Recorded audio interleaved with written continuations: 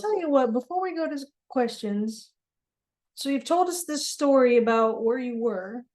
We've read your book, so we know you survived. You're sitting in the room with us, so we know you further survived. And so I take past survival into thriving. And so the situation that you came from, you're now a thriver. How do you go from that? Because where we just stopped, you were in shelter a second time. So how do you go from that to turning your story into something that you're willing to put on paper for other people to read, to where you do speaking engagements? How do you do that? It was an incremental thing, and it's still going on. I'm not going to sit here and tell you that I'm fully healed up and fully, a complete human being. I'm not. I still have a lot of cracks and flaws and issues. I still deal with anxiety. When I wrote the book, I had been a victim for over 39 years. And then once I wrote that book, and then once I got out of, I have to be careful how I say this because it is recorded. I got out of another relationship and realized, oh, great, that was abusive too. But it was so subtle, ladies, that we're talking years after before I saw it. So then I sat down and I recalculated, and I have survived 48 years of abuse. So if I can do it, anybody can do it. But it was an incremental process. It was nothing that happened overnight. And many, many times of just extreme loneliness, lots of tears, lots of anguish. But the bottom line for me has been making sure that I read the Bible, that I stay in touch with the Lord by talking to him and listening to what he has to say. It's a two-way thing. It's not a religion where I have to follow his rigid rules.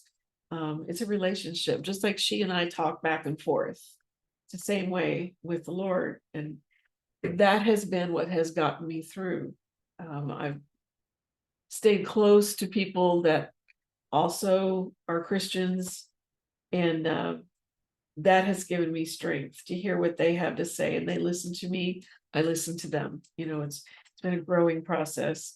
And I had been in my new apartment for maybe 2 weeks, and the Lord began to put it on my heart to write a book. And I'm like, oh no, we're not gonna do that. No. And he kept putting it on my heart, and I just fought it like crazy. And I had always wanted to write. I love to write.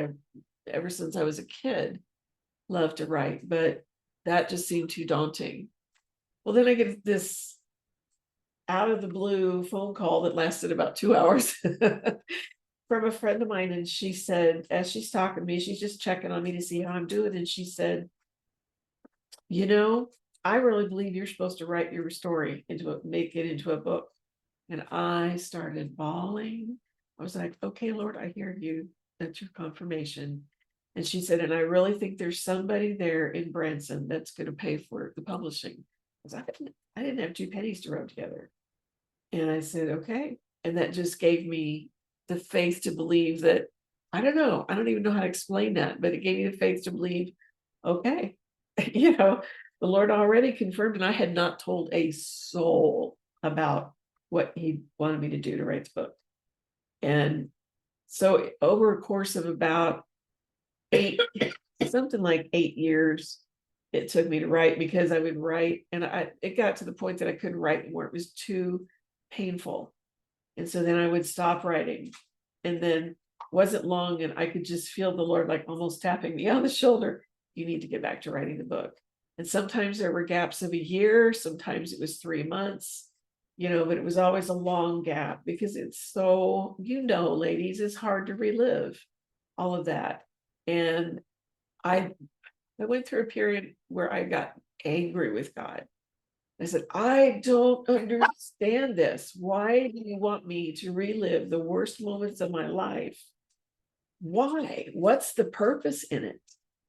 And so finally, after he had told me several times he wanted me to continue writing, I was sitting there at my computer with my eyes shut, and I'm just typing and typing and typing, and all of a sudden I saw all of you sitting in your chairs, and then I knew, and I caught the vision. I realized that it was for women who needed to get out of an abusive situation, or who had just gotten out, or that were in the process of it, or maybe their friends and family who needed to know what it looks like to be in an abusive situation. Then I caught the vision, and then it was like, all right, let's get this book done. Now there were still some times where I stopped for too long and stopped writing because it got painful, but I was able to pick it up more quickly and then eventually get it done. It does not take 8 years to write a book. I just want you to know that. But it can. It can be done. Yeah. Yes. And so then I had a wonderful publisher. Oh my word, they were like the Cadillac of publishers. They were wonderful. So I had my own publicist. That felt weird.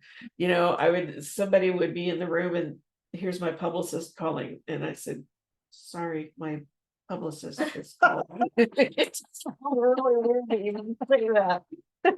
So they really helped me with advertising, and then giving, they contacted different shelters in the area. And I don't remember what of the contacts they made, but to set up speaking engagements, they said, honestly, with your book, you're just not going to sell them off the shelf.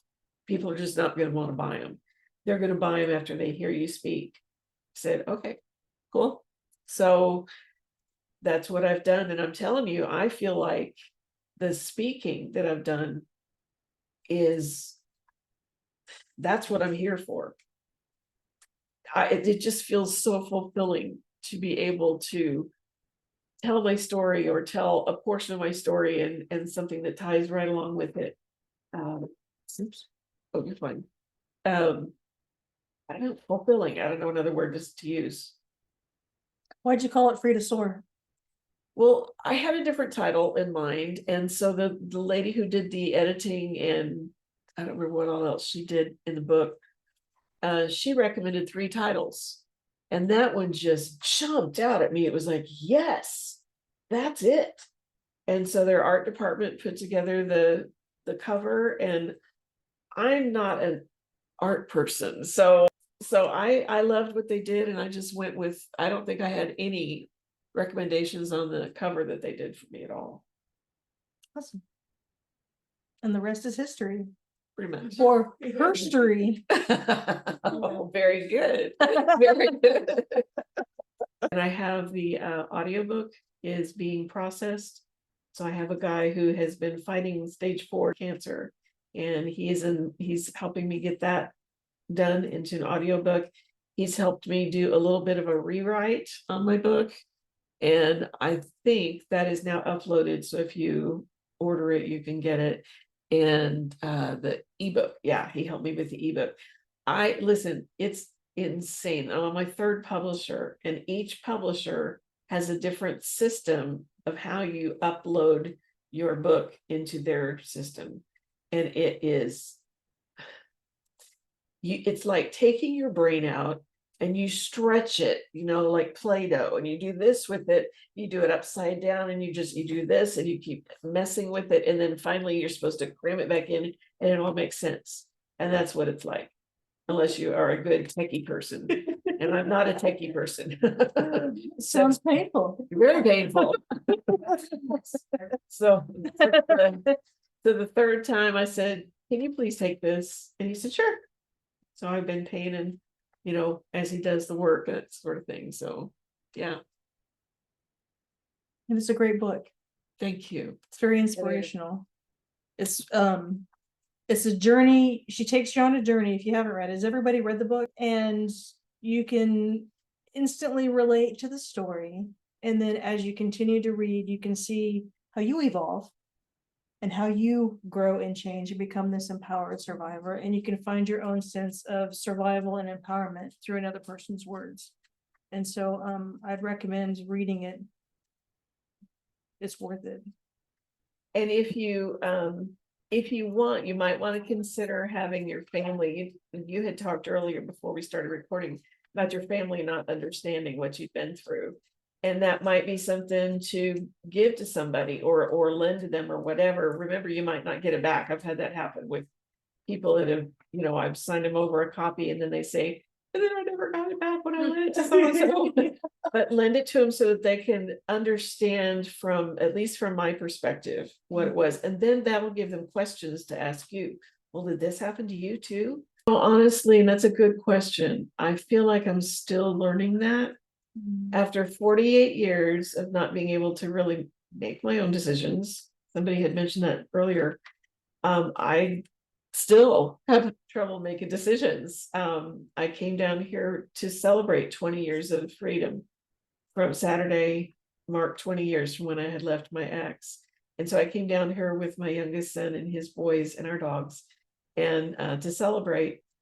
And still we would go to a restaurant, just even fast food, and it's like, I don't know what I want. I have no clue.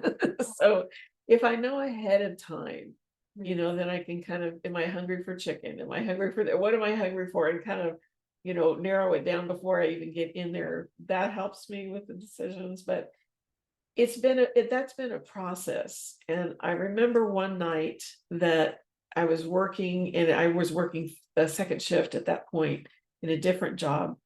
And ladies, again, I don't know how else to explain it to you, but I just felt the Holy Spirit was just calling me to go home and sit down and open my Bible that night. Made sure I did that. And I did. And the Lord gave me this incredible verse. And I can't tell you what it was. I'd have to go back through my journals and find it. I'm sorry, and I'm also old. I'm having a hard time remembering things. And so I sat down, and it was just amazing. And I knew what the Lord was doing in me was his work. And he literally gave me like a picture in my mind's eye of somebody who was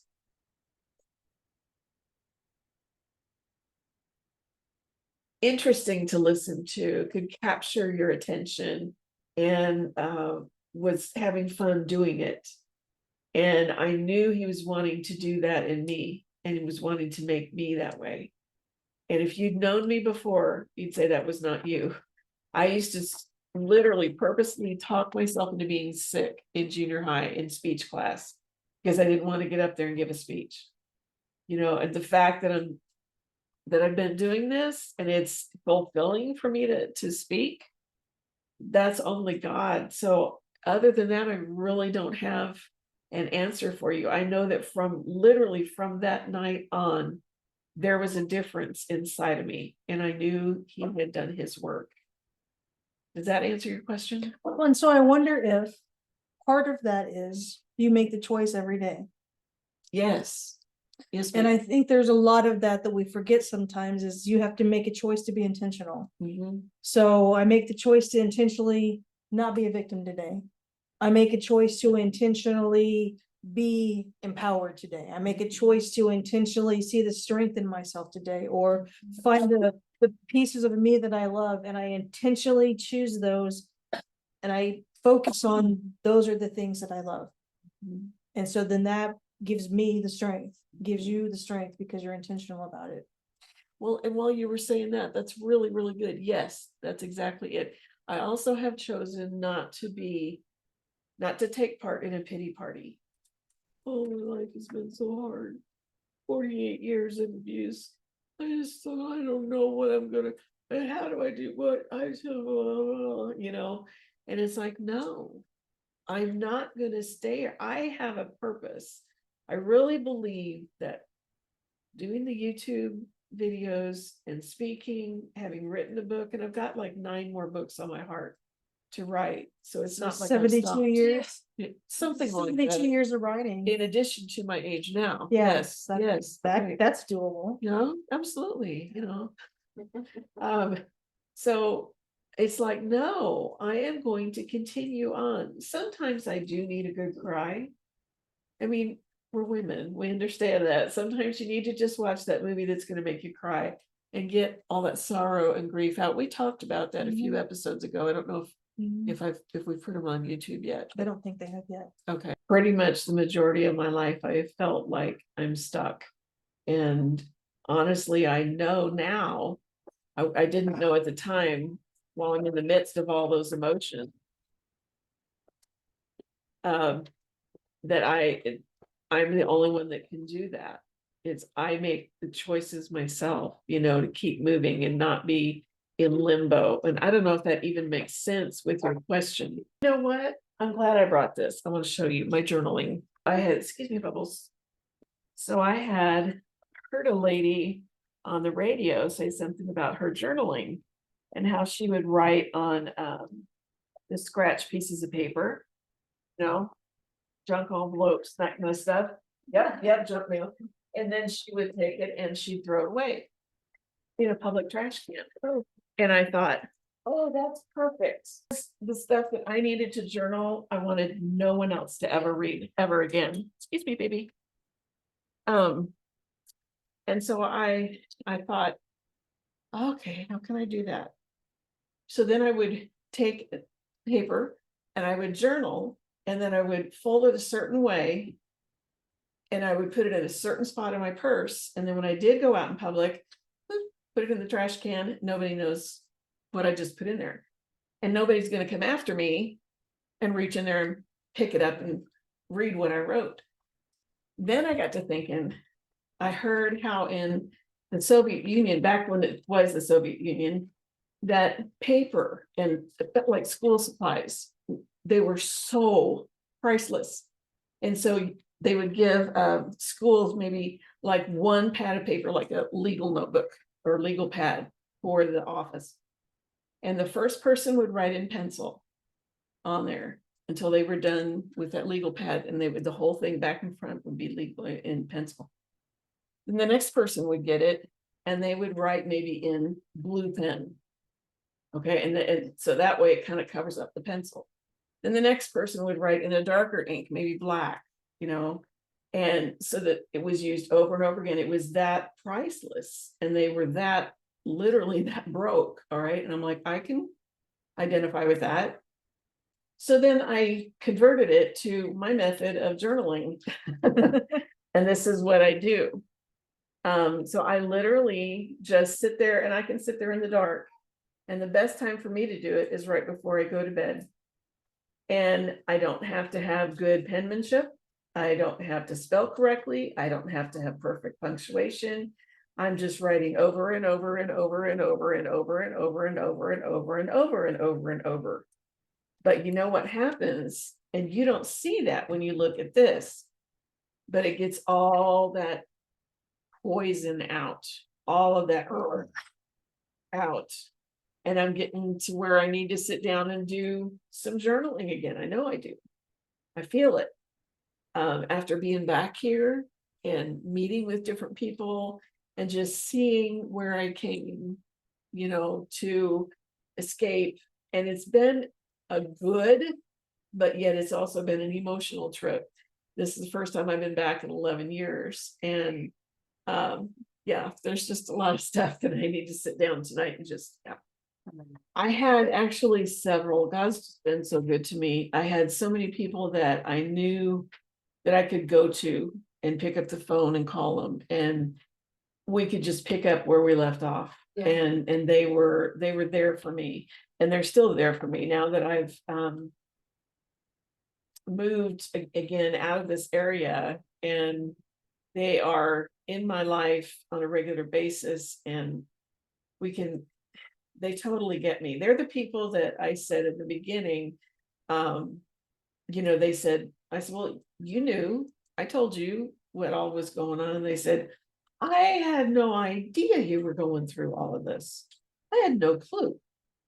So they have believed me through the whole thing. My pastor is another one, from when I left and came here. And he's referenced in the book. I talked about it in the book. And that poor guy, I called him probably way too many times. And he was homeschooling his kids. So there were times that I know he couldn't answer the phone. His wife had a really good paying job, and she worked usually nights. So he would take care of the kids during the day. And that's what he did, because it was financially, it was better for them. It's frustrating for him, but it did what they needed. But I knew I could call him anytime of the day or night. And he's still like that. I can still He knows my whole story, and he's been there. So yeah, a lot of people, more than I could even name, actually. And that, I'm telling you, it's priceless. It's priceless. There's one group of ladies that I meet with every week, and there are times we just all sit there as we're going through our different stuff, and we just need to look at each other and say, thank you so much for being in my life, because I could not do this if I didn't have your love and support. I mean, we're like sisters, we really are. And that has really helped. Like the haircut, okay? One of them had been through so much trauma in a short time. And in addition to all of that, she was diagnosed with cancer and had to go through 7 rounds of chemo. And it just broke my heart. She'd been a hairdresser with this long, beautiful, thick head of hair, and always fixed it so beautifully. And here she was, I figured she was probably going to lose her hair with the chemo, and she did.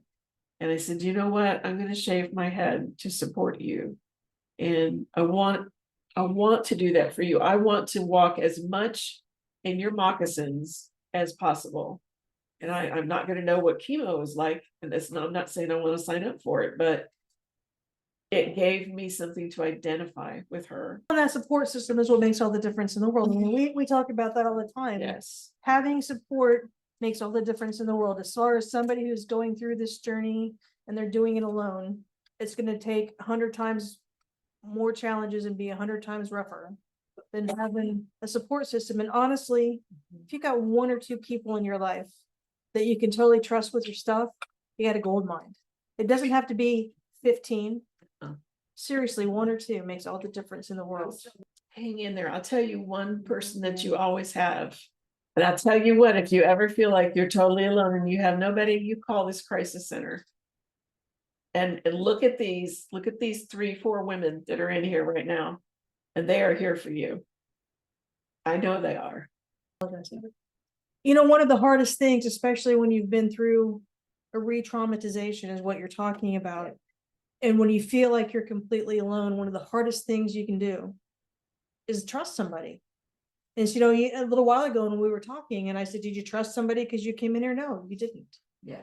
And so the biggest leap you have to take when you're saying, where's my person? I just want my one person, is you have to give somebody the ability to do that. But in order to do that, you have to be vulnerable. You have to trust. Yeah.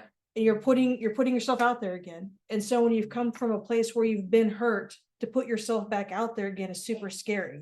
And so just because you even come to a place like this and we say, hey, we're here for you, and this is a safe place and we're going to help you out, you still have to put yourself out there and trust that. And sometimes it doesn't work the way that you want it to work. Right. Sometimes it does. But that's the biggest risk you take, you know, coming to a shelter program or whatever else, is I'm making myself vulnerable again. I don't really want to be. I'm trying to protect myself.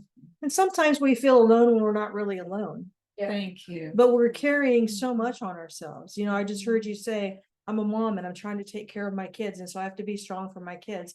Every mother feels that way. Like, absolutely you do.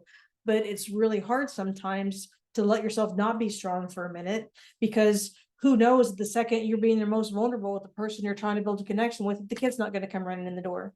And then you instantly stop. Yeah. And so then that stifles that, where you're starting to make a leap and you were starting to make progress, and now it's stifled. No offense to the kids are just being kids, but those kind of things happen too. But you can't be the end all be all for everybody. And you gotta give yourself permission to focus on yourself sometimes too, and take care of yourself. Yeah. And if you're not making the connection, find somebody that you're making the connection with. It may not be somebody here, even though this is where you're staying right now. It could be an old friend. It could be the person you meet at Walmart today. You know what I mean? It could be those kind of things do happen. But in order for those connections to be made, we have to take that risk and be vulnerable. And taking the risk to be vulnerable means we're taking a risk to be hurt. Yeah. That's just reality. Yep. And that's a huge place to be, where you can finally say that, no, I'm done. I don't want to go back. I want to move forward. This is fun. I'm liking the way it feels. Yeah. Well, and it's normal. I mean, we all go through peaks and valleys. Like, I may not be in a shelter today, but I go through peaks and valleys, and I go through those moments where I'm either in the doldrums or I'm bummed out and there's no hope, we go through those trials that we have in life. And so what defines us though is how we handle those. And do I let that trial beat me? Maybe for a while, maybe for a couple of weeks, I have a bad couple of weeks. But then at some point I have to say to me, stop having that bad couple of weeks and change it. And so even if I take a teeny weeny little baby step today that's in the direction of changing it, that's progress. And if tomorrow I take 2 teeny weeny baby steps, and the next day maybe 4, and then the next day I fall back to, you know what happens? I'm still a couple of baby steps ahead of where I was when I started, because I've got to talk myself out of being in that rut or being in the doldrums or hitting that brick wall or whatever it is where I don't have joy or I don't have peace. We all go through those seasons where we don't have joy, we don't have peace, things feel bad, we feel alone, nobody's on my side. So then what do I do about it? And earlier when we were talking about that, I be intentional about it. Nobody's on my side, I'm going to find somebody, or I'm going to be on my side, like the advice that you're giving right now. And I'm going to pat myself on the back and say, take that step today and take that risk. And if that goes well, maybe tomorrow I'll take a little bit of bigger risk. And we all go through that. And so when you're in the heat of the battle, it's really hard. And it's really hard to see anything but the battle. But if you can take a step away from it for just a second and say, leave the battle over here for a minute. Okay, I can have clearer vision now. Maybe I can take that step forward. And sometimes to advocate for ourselves is the best choice. Be your own best expert and say, I know what I need to do right now to get myself out of this rut. So I'm going to do it. I don't feel like it. I'm tired. I'm sad. I'm angry. I'm hurt. I don't feel like it. But I know that if I do, I'll feel better because of it. And so that self-talk really has to come into play sometimes. When we're at that devastated place, I need to change my message to me. So remember when we were talking about a place like that, the essence of the crisis center, what I always say is we're just people helping people. And so because we're people, we can't necessarily meet everybody's needs all of the time. Like I even hear what you're saying and I'm like, I wish we could do more. But we're people trying to do the best that we can to put ourselves out there to help other people. And I know that every single person that works here has a heart for that, has a heart to help, has a heart to be open and available and willing. We're not mind readers either, right? And so we have to keep that in mind too. And so I've always looked at an organization like this, and I looked at it very much like when you were here. This is a partnership. And so we as residents of the crisis center get out of the crisis center what we put into it. We as employees are here to be partners with our residents in that. But if our residents aren't telling us this thing or that thing, we don't necessarily know. No, we just have to be careful in any relationship. And we talked about this in a video not too long ago. In any relationship, if you want to look at the relationship and say this is a healthy relationship, what healthy relationship implies is I'm willing to be vulnerable enough to you to share my expectations. So my expectations for you in this relationship are, and then I need from you, your expectations in this relationship are. So then I know, and I'm talking, a dating relationship, a marital relationship, your best friend with your mom. I know what I can expect from you, and I know what you need from me, and I know what I can give you. So that's what you should know you can expect from me. And those are the way that healthy relationships work. And so in an abusive relationship, we can't do that.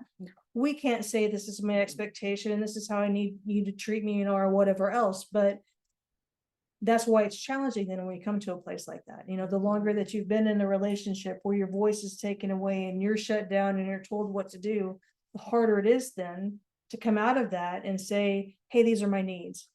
And this is what I need from you to help me meet those needs. And these are my expectations of how this needs to go. And honestly, there again, we're talking about the risk of being vulnerable. And so for me to be vulnerable and say, I don't know how to do this implies I don't know how to do this. And so we like to be, we still like to have that confidence to say, I know how to do my stuff. I'm an adult. I'm taking care of little people. Surely I know how to do this. But we have to take the risk sometimes and say, I don't know how to do this. And so, or even the great thing about this organization from the advocacy perspective is we're here to have those conversations. Honestly, we're here to cater to your needs. And so if your needs today are to say, I don't have a clue what I'm doing and I need you to help me figure it out, then an advocate would say, I'm gonna do my best to help you figure that out. Does that mean they have all the answers today? Absolutely not. Does that mean that they can snap their fingers and make it all happen? Right. Absolutely not. But does that imply I'm willing to partner with you? Yes. And so I don't know how to do it either. Yeah. So then the two of us, let's put our heads together. Let's figure out how to do this, because I don't know how to do it either. And one thing you could ask of your advocate, do you still assign an advocate Yeah. to each? Okay, Mhm. you could go to your advocate and say, I don't know how to do this, and I'm really struggling. Can you just maybe check on me every 3 days? And just say, and have that advocate ask you, what can I do for you today? What can I help you with? What kind of phone calls do you need me to help you make? Or do you want me to be here with you when you make the phone calls, or whatever it is you need? And start with that, see where that goes and where that takes you, because that's literally what they're here for. Here's what I teach advocates working at the crisis center. You know the golden rule? Throw it away. The golden rule says, do unto others as they would do unto you. Throw that away. Here's what I think. Treat somebody the way they want to be treated. Don't treat you the way I want to be treated. I need to learn how to treat you the way that you want to be treated. And that's the difference. And so we're always in that juggling act of, this person wants to be treated this way. And I have to remember then, this person wants to be treated this way. We're all big enough as employees of this organization, call us on our stuff. Hey, you messed up. Oh, oops. Right? If somebody Right. came to you as an advocate here and said, hey, you messed up, oops, what can I do to fix it? And that's what you would do. I mean, that's the best that we can do. And so the essence of the domestic violence movement as a whole is we're just people who help people. And so people are fallible, but there's also wonderful things that happen in partnerships too. And so we're open to the partnerships as well. We can't fix everything, and we can't fix the world outside of here. And so even with an advocate on your side, beating on the same doors that you're beating on, the doors still may not open. Yeah. And that's just the harsh reality of the world that we live in. That's, So the other thing is we also know our shoulders are big enough. You can blame us even if you want to, but there's only so much we can do. But if you need to have a place to vent and be mad, we're big enough to handle it. I know lots of people have been mad at me, and I'm like, I understand you're not really mad at me, you're mad Yeah. at the situation. Yeah. So here's the challenge I have for you. yeah. Put together the questions you want answered. There you If go. you don't ask us, we can't answer them. And so if you need to do this, and do this, put together the questions you need answered. That's my challenge to you. And then we will answer them. I mean, that's what the essence of support group is. That's the place to ask those questions. If it doesn't work in the support, you and I had how many one-on-one conversations? It wasn't in the support No group idea. setting. Come and ask somebody. Mhm. These are the questions I need answered. And if this person doesn't know, maybe they only know one. This person over here knows a couple more. And that's how you make progress. Well, then we have an appointment we need to have, don't we? Mhm. Thank you. This little gal is very approachable, and that's what blew me away. You know, when I was trying to describe what it was like when I met her the first time, I didn't think she was approachable because she had this title, you know, and that's, yeah, see, that's the I reaction. do carry myself like that. Can I just ask one more question? Do you have any parting words of wisdom for us? You know, there were a couple of things while y'all were talking that I thought of, and I loved her question to you because it was exactly what I was thinking when you were talking. What are you doing for yourself? Listen, I fought that. Y'all are good about teaching that and talking about it, but I was bad about, I didn't know how to take care of myself, you know? And so one thing I have started doing, I don't know, a few years ago, when I worked at the prison, and I go, Friday nights are my movie night, period. That is my night to it. Becky calls it a do nothing night or a do nothing day, you know. take Or a do you whole have day. the weekend? There you go. But that's just a regular thing that I know. On Saturdays, I do my editing, but on Friday night, that's my, and I can watch a movie on TV. I don't have a whole lot of time to do that. So it's one way I take care of Mhm. myself. I am physically unable to sit down and take a bubble bath. I can't get out of the tub once I get down in there. So if I could, I would do a bubble bath with candles all around and music going, and have a book, you know, and read. That's me. Okay. Somebody else might want to spend all day in the garden, doing whatever it is that you want to do is what's important. And I will also say, you were asking, the two of you were asking like about when you're in limbo, you feel like you're in limbo. What do you do? I have a lot of my mom in me. And she would never sit still for anything. And so one thing that was a driving force behind me when I came here was, I've got to get out of my own. I cannot be staying here and taking up, your expenses at your expense. And I can't, I've got to get out of my own and do this. And so I began to go down. At the time, there were still payphones down there by the lake. I don't know if there still is or not. And I would buy calling cards, and I would call and find out about like getting my utilities on once I find a place. How do I do that? And just all those kind of logistics. And I literally kept like a notebook where I was writing down things that I needed to do, my to-do list. And I still do that to this day. It needs to be a little more organized, but the main thing is getting it down and getting some purpose, getting some direction where you need to go. Okay, so what do I need to do tomorrow? Maybe I'm at the end of today, so I still have things on my to-do list. What are the main things I need to do?